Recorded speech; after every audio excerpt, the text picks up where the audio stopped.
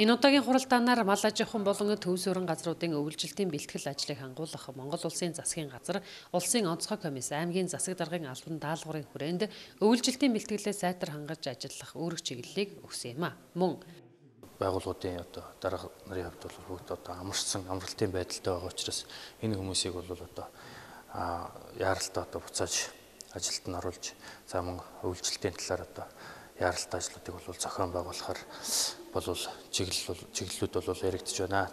Ялангуяа аймгийн төв жаргалан сумын хэмжээнд үйл ажиллагаа явуулж байгаа албан байгууллага айл өрхөөдөө нүүрс түлээгээ татаж нөөцлөх дулааны станцуудын өвлжилтийн бэлтгэлийг хангуулж ажиллахыг холбогдох хүмүүст үүрэг болголоо. Ховд аймгийн 2 дулааны станцын хувьд засвар үйлчлэгээнийхээ ажлын дийлэнхийг дулааны улиралд хийж амжуулсан талаар албаны хүн хэлж байна.